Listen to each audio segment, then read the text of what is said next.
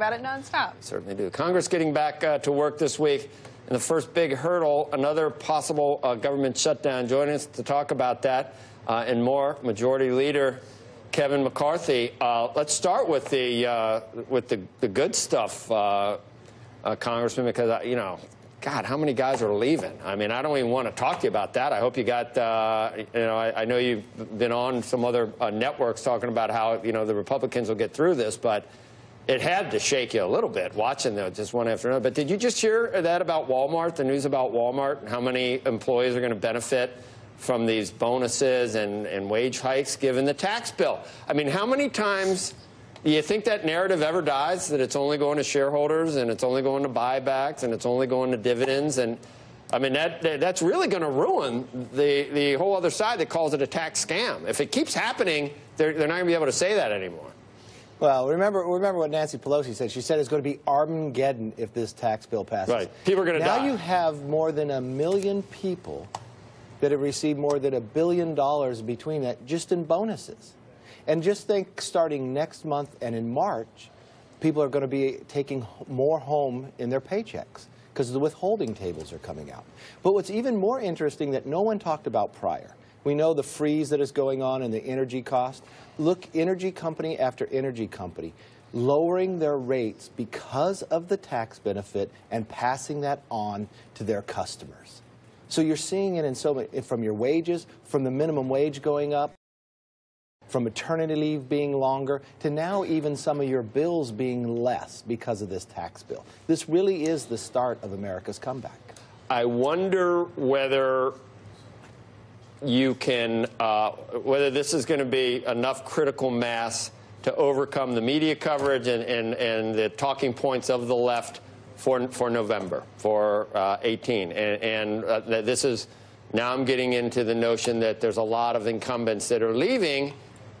Maybe they have their own personal reasons, but, you know, just to a casual observer, it looks like they're worried about their prospects in the next, in the upcoming election, and that they're just turning tail and running right now. Is that not what's happening? No, that's not what's happening. I mean, think of those who have announced. Many of them have been here 2 decades. Many of them are committee chairs, and one thing Republicans do is put term limits on committee chairs. So they've been to their 6 years and moving out, like Ed Royce, Bill Schuster, and they're still going to be here for another year. So from that standpoint, I don't see that play. I know the Democrats want to try to bring that up, but that's not the indication that I see going through here. I see the recruits that are coming back in, amazing individuals. Yes, the history says that on off-year elections, it's usually the party in power that has the White House usually loses seats. But remember, if that was the case, would you want to have Nancy Pelosi as your speaker again? You'd never have gotten these bonuses. You never would have gotten the minimum wage increase or even your electrical bills being lowered. So I feel very good about the prospects come November, because in 10 months, when people are taking home more money, they're seeing economic growth. Remember what the growth you had under Barack Obama and what you have today. Fundamentally different. Remember where your 401k, I was talking to an individual the other night, they're not in the same philosophy politically as I am, but they said, you know what, I've got to give you credit. I looked at my retirement. I'm doing really well. So, I mean, that raises everybody in America to be a little stronger. Yeah. Hey, Leader, you think DACA's a go? I don't know what happens with the shutdown or any of that stuff. I saw someone appealing to the left to, you know, get smart. Just give Trump something on the wall. You know, just say you're going to start it, or, you know, just pretend that it might even get started, and then get everything else that you want. You think they're going to be smart enough to try that, or I mean, will there be a deal? Well, you have to have security. Otherwise, or else you'll be right back coming. at this problem again. Yeah. But what's so ironic about all this, just a few years back, you had a few senators in there with Hillary, with Biden, and others. They all voted for funding to put the wall along the border. So this is not new. It's not something they haven't voted for before. And the only question about a shutdown doesn't come to Republicans. That goes to Nancy Pelosi. And what she's really trying to do for the last 2 times, the only reason we're stuck in a continuing resolution, because we're trying to get a budget agreement so we can fund our military. She's holding the military hostage for political gain in regards to DACA that isn't going into effect until March.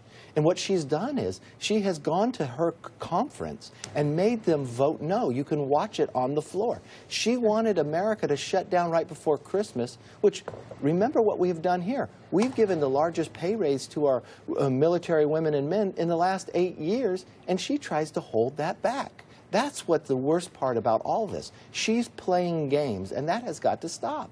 I thought the president was fantastic this week when he brought both sides together, both houses together, and he let the American people watch it and said, let's solve this problem.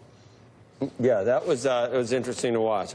All right, Leader, you know, you still live in California? I mean, do you have to keep your job where you are? You have to live in the Hey, I proudly live in would you move if you could? When you move to Come on. I'm born and raised in Bakersfield. I love the place. Bakersfield is in California. That is not California, I don't think. Thank God it's not like the others. But look what California is going to have a large surplus. They just raised the gas tax to the highest. Why don't they give the Californians a tax cut? Why didn't Jerry Brown in that speech take that money, which is the taxpayers' money, and give it back to them? Well, then the loss of salt wouldn't be such. You know, some of them are starting to think that. I think they're going to have to think that. Yeah, which would be. And you're not moving when. Are you retiring? Do you have something to tell us? I am not retiring. No. You sure? It is a major honor to be able to be serving here. Okay, so we can write you down for November. Write me down. There, you got one going forward. Okay, good. All right. Hope to see you again soon. All right.